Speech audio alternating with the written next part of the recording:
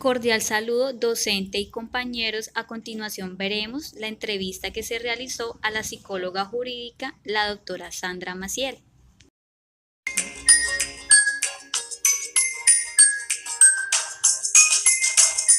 Cordial saludo, mi nombre es Jennifer Rosado, soy estudiante de psicología en la Universidad Minuto de Dios.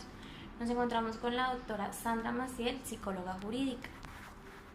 ¿Cómo estás, hija? ¿Cómo te ha ido? Muy bien, doctora. Entonces lo siguiente, vamos a realizar una entrevista semiestructurada que consta de 7 preguntas. Entonces la primera es, ¿qué es la psicología jurídica? La psicología jurídica es un área de la psicología que sirve de apoyo auxiliar a las ciencias del derecho. Entonces somos complemento, como ciencia independiente que es la psicología, contribuimos en otra ciencia que se llama el derecho. Ok, doctora, ¿cómo surge la psicología jurídica y cuál es la labor que realiza? La psicología jurídica surge de la necesidad de tipificar algunas conductas o comportamientos dentro de un código penal o dentro de una sociedad. Entonces, para que te quede más claro todas las sociedades están reguladas con unas normas, unos derechos y unos deberes. Nosotros como profesionales del comportamiento y de la conducta tenemos que aprender a determinar lo que estadísticamente es normal y anormal. Ahí entramos nosotros los jurídicos, ¿sí? Para poder, como ciencia auxiliar del derecho, poder dar nuestros conceptos científicos de conductas que son anormales dentro de la convivencia en una sociedad. ¿Cuál es el campo de acción y desarrollo de un psicólogo jurídico? Bueno, el campo de acción y desarrollo de un psicólogo jurídico es amplio.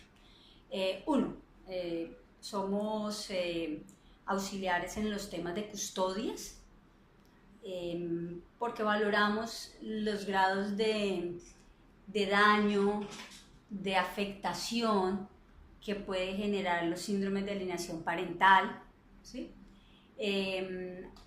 Apoyamos al derecho en las valoraciones psicológicas con abusos sexuales, en todo lo que tiene que ver con valoraciones psicológicas de confiabilidad y validez. Contribuimos al derecho en los temas que tienen que ver con las interdicciones. Las interdicciones en el derecho son las acciones que tipifican un delito, pero por inmadurez psicológica o por incapacidad de entender la acción que se está ejecutando, tienen unas direcciones de interdicción. Entonces te voy a dar el ejemplo.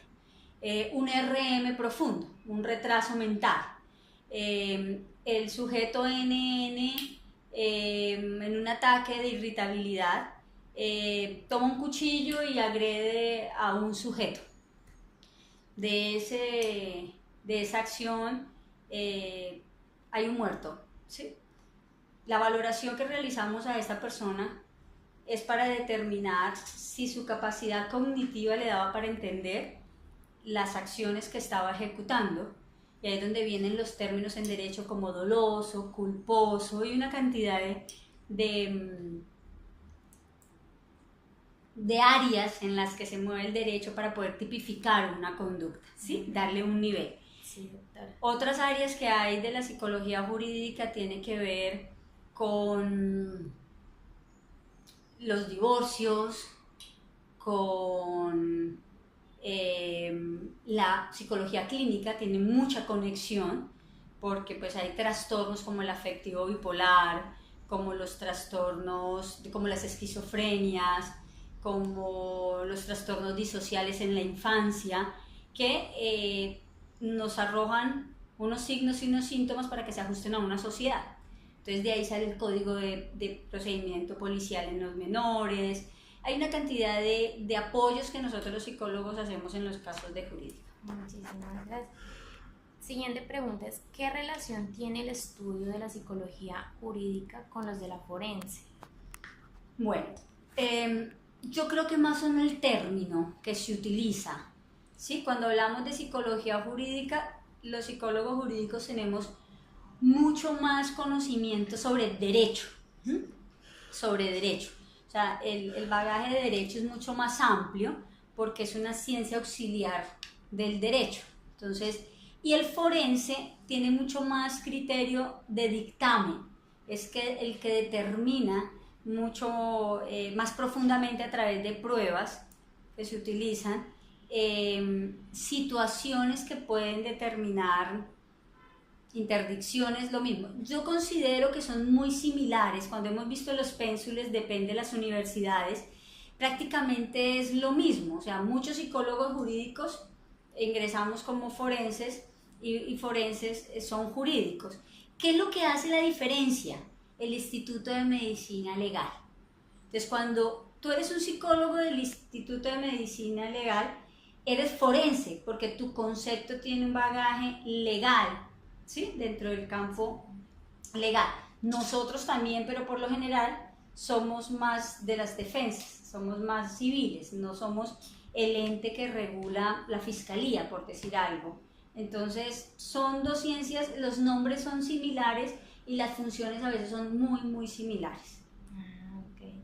Doctora, quinta pregunta es, ¿en qué consiste una evaluación?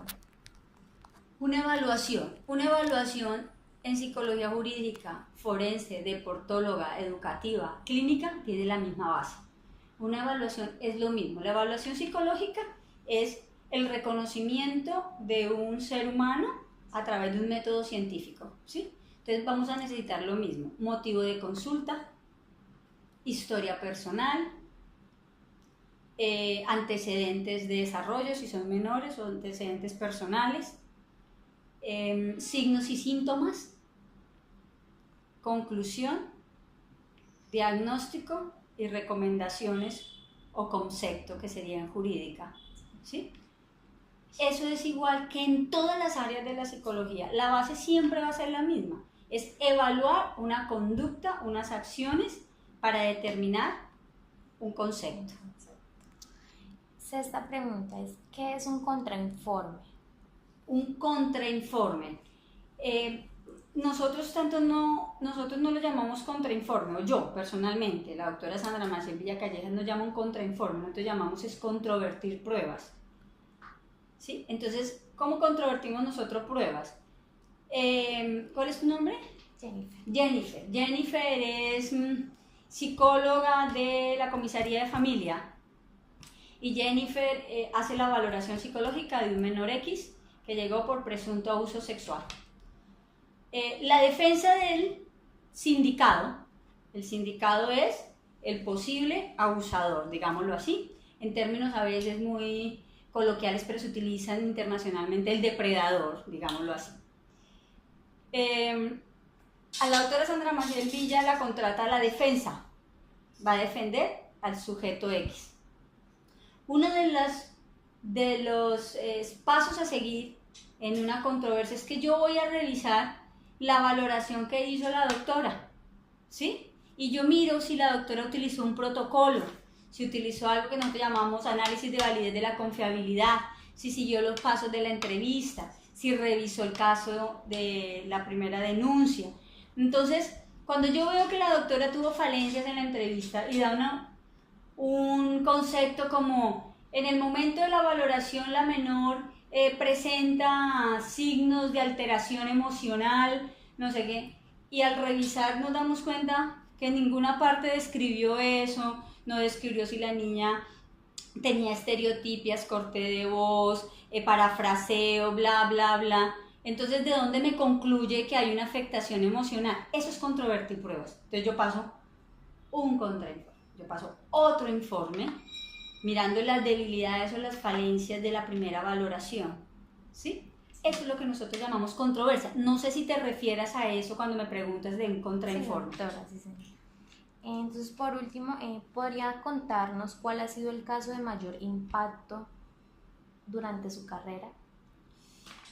Hija, son muchos, ¿no? Llevo muchísimo tiempo en esta área.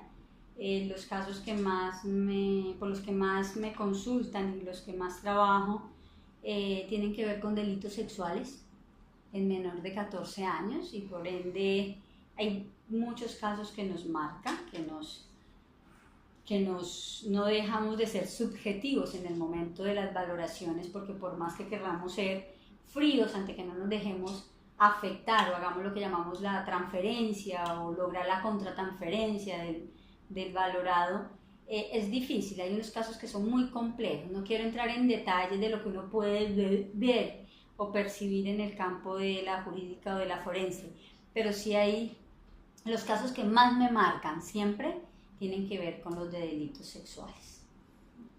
Bueno, doctora, muchísimas gracias. Así concluye esta entrevista y fue grato haber compartido este tiempo con usted. Aquí nuestro consultorio siempre estará a la orden y las puertas abiertas para todos sus procesos de aprendizaje. Con mucho gusto. Que estés muy bien. Hasta luego, doctora.